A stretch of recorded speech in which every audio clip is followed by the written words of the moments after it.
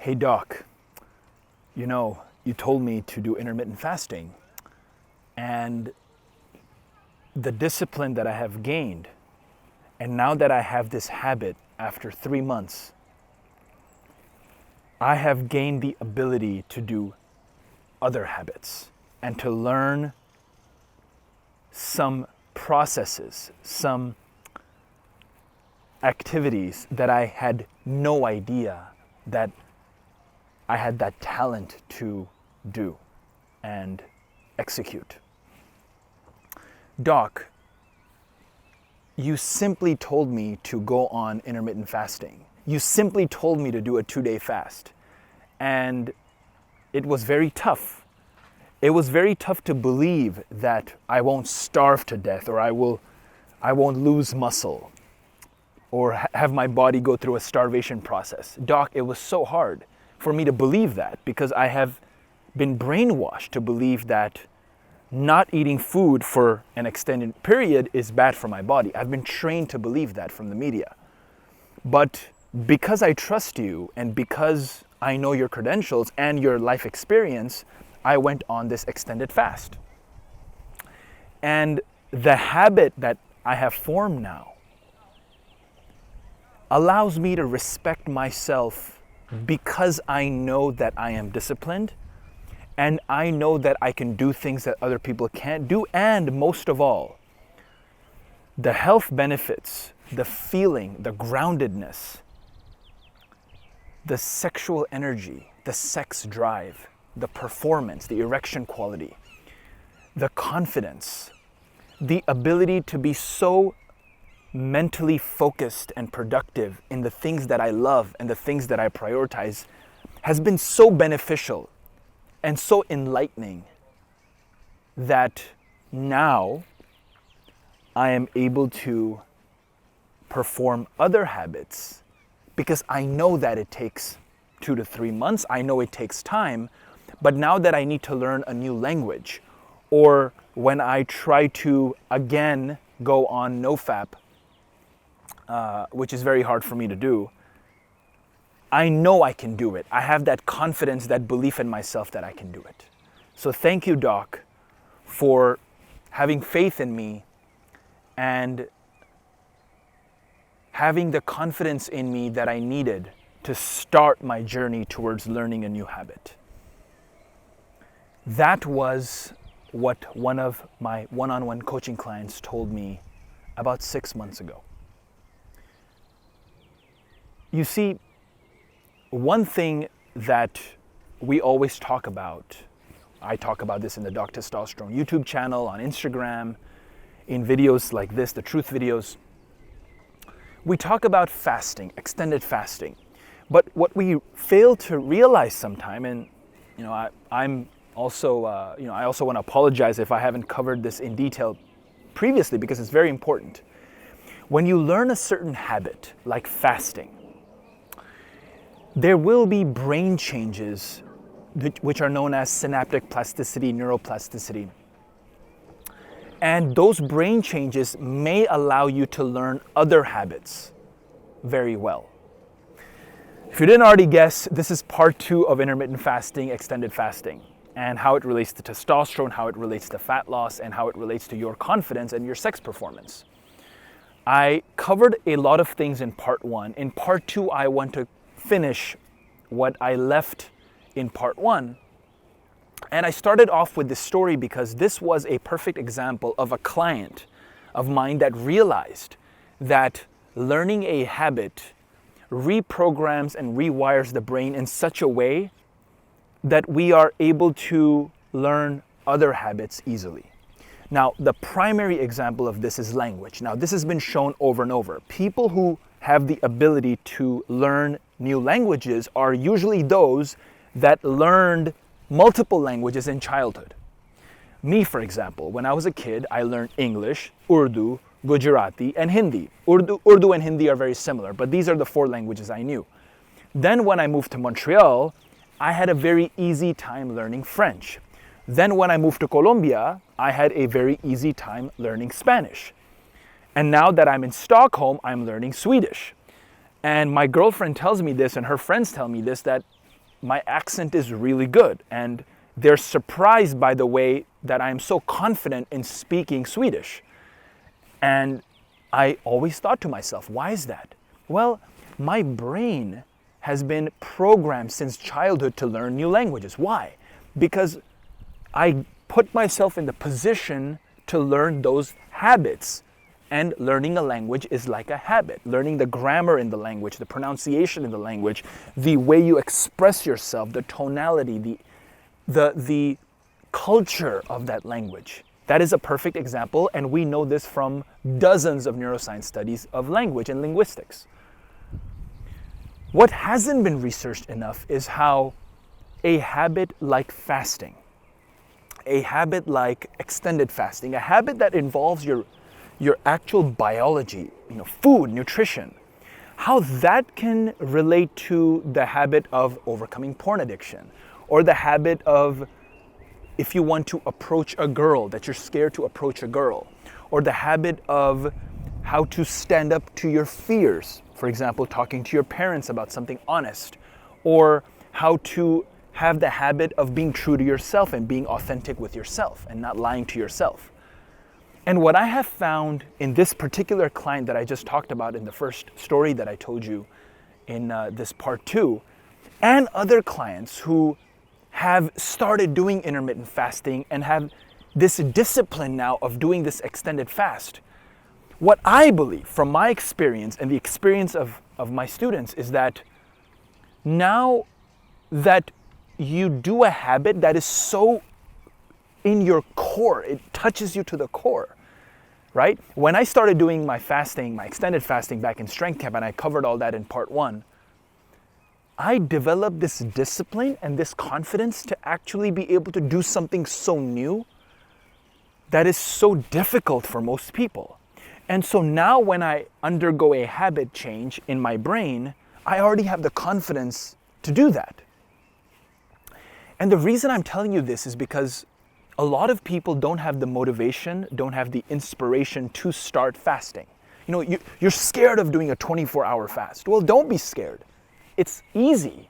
And the mental acuity and sharpness that you gain from that will not only help you day to day in your life, but will also give you perhaps the discipline to do other habits, like not watch porn, to be social all the time. So this is what I wanted to tell you. Now, of course, scientific study hasn't been done yet. The scientific studies that I've done personally, it's self-experimentation and learning from my one-on-one coaching clients. And this is what I wanted to tell you in the first part of this video. This is the truth. And other than that, I also want to tell you about Dr. Jason Fung. So Dr. Fung is a nephrologist who is a kidney doctor, and he has been studying type 2 diabetes for about 20 years now. Why is that? Well, he would get patients in who had kidney disease or some sort of kidney problems, and lo and behold, most of them had type 2 diabetes. Most of them were obese.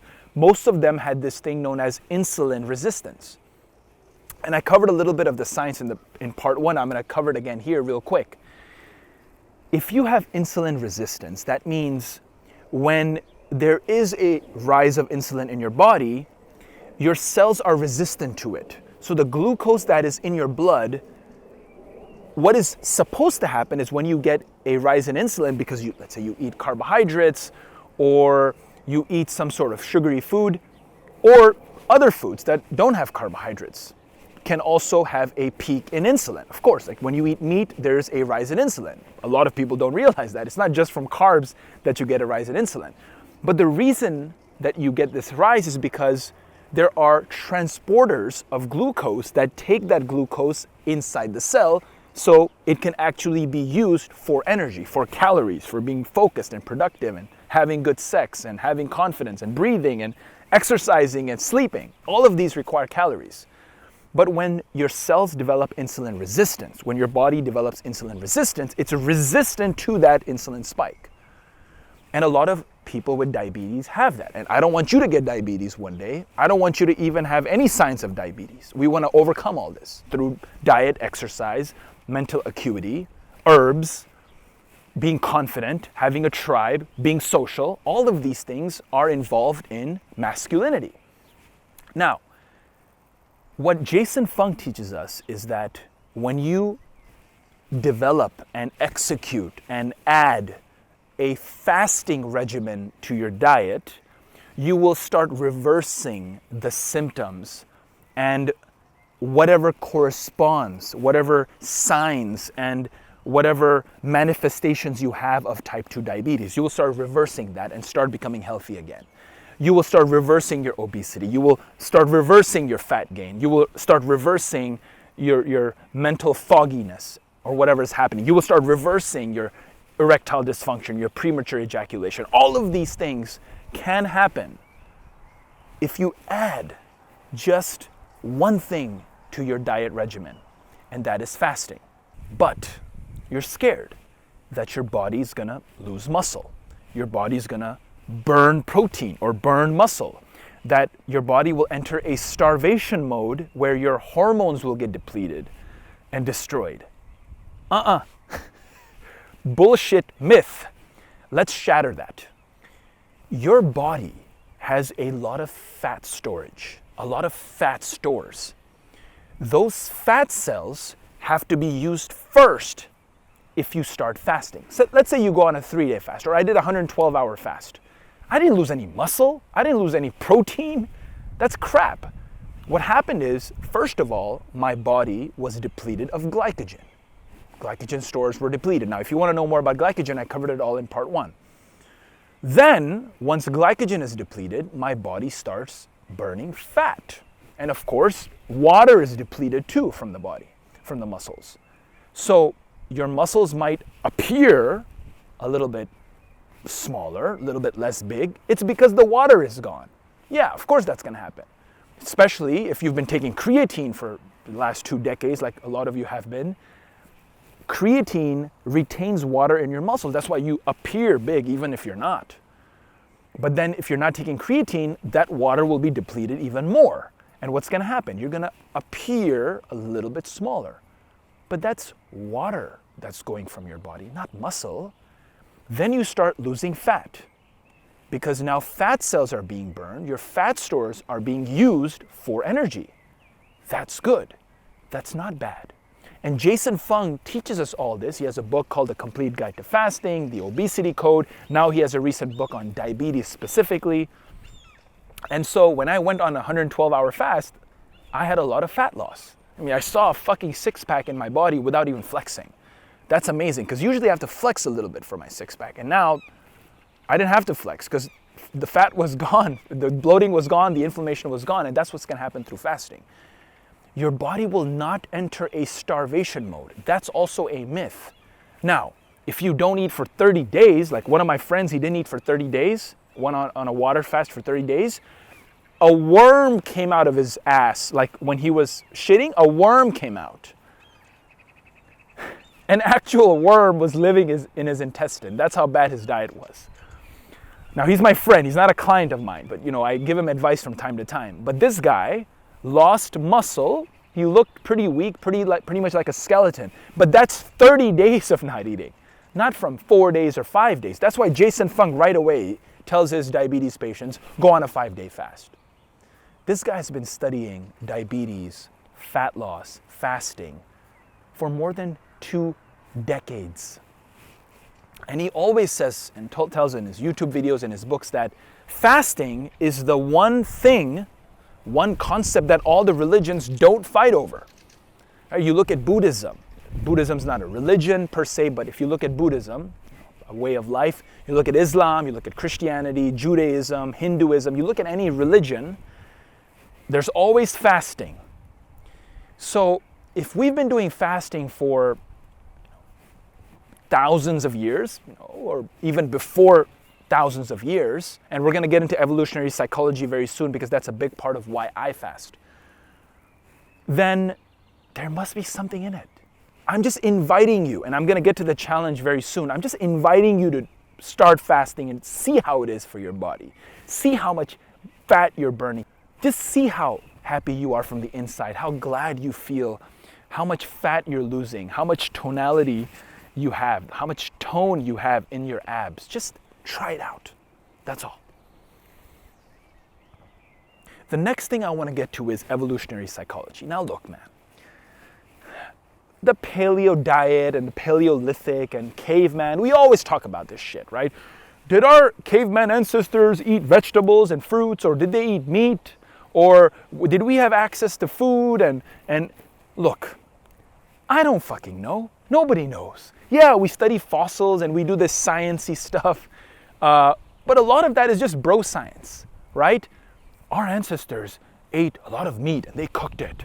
Our ancestors, were eating fruits and vegetables all the time. Our ancestors didn't eat any carbohydrates. I don't fucking know, and neither do you, and we'll never know.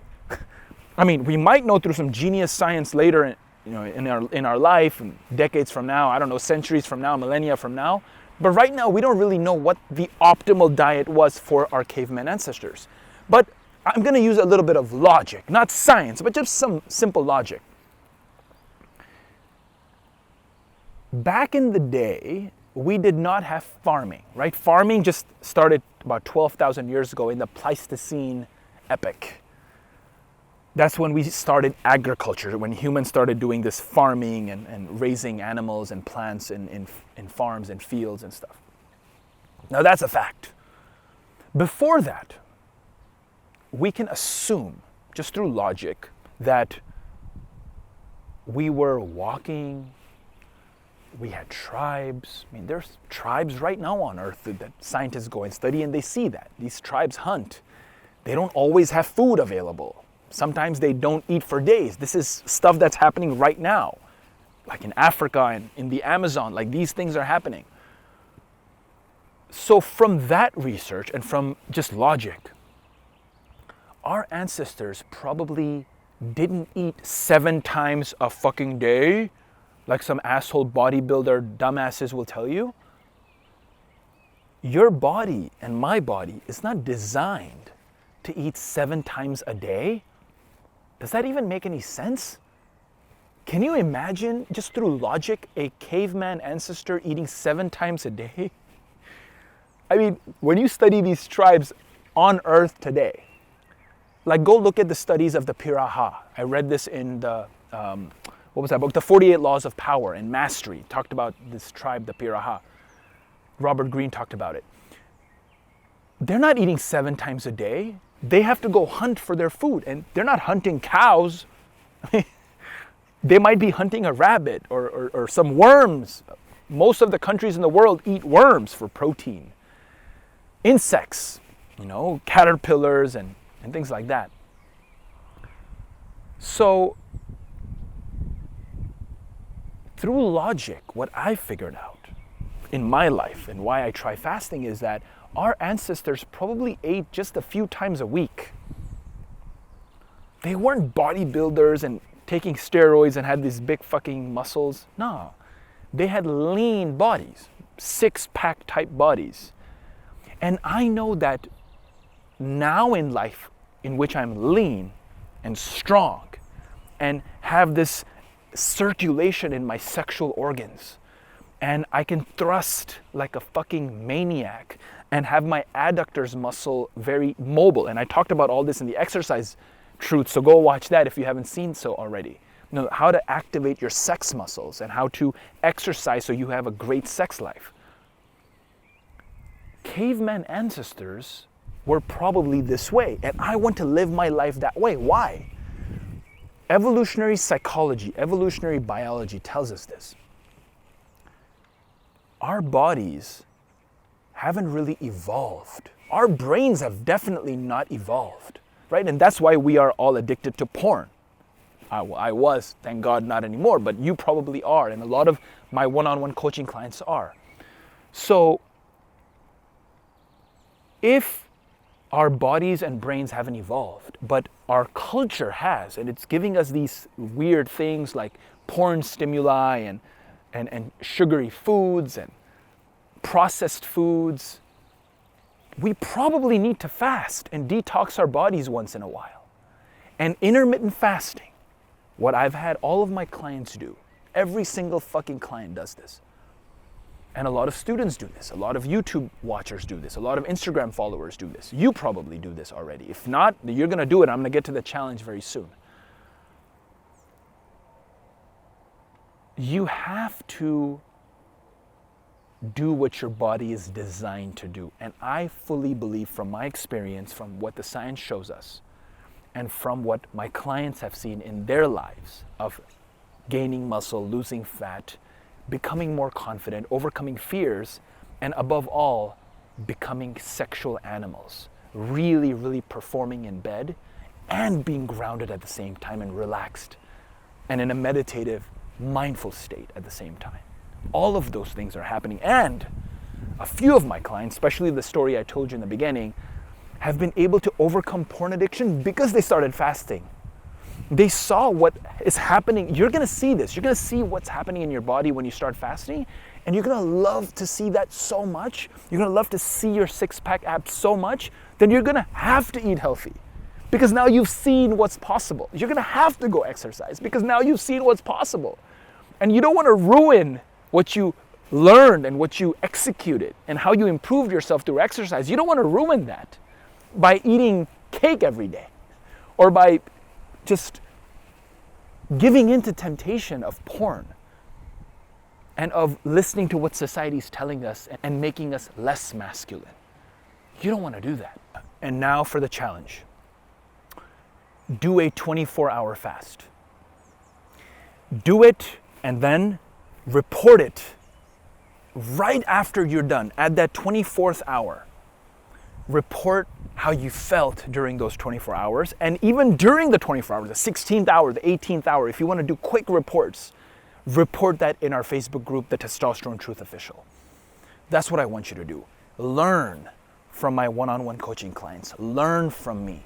Learn the benefits. Feel the benefits. Now look, the one-on-one coaching client, the advice I gave him, the benefit that he gained, you're getting all of that for free. He had to pay thousands of dollars for it.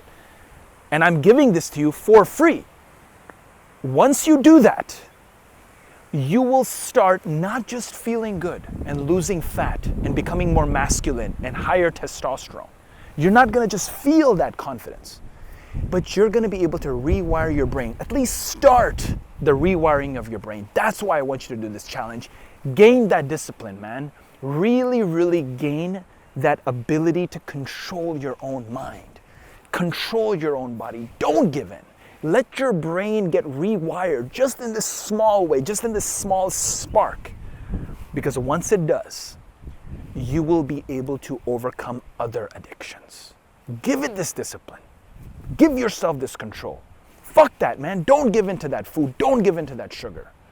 Just resist it for 24 hours. And I guarantee you, I promise you, that that little spark that you just gave yourself during this 24-hour fast will exponentially increase to overcoming every problem habit that you have, every bad habit that you have, including porn addiction. You'll see, man. You'll see. Rewire that fucking brain right now. All right? That's the challenge for today. That is part 2 of intermittent fasting. Thanks for listening. I will see you tomorrow.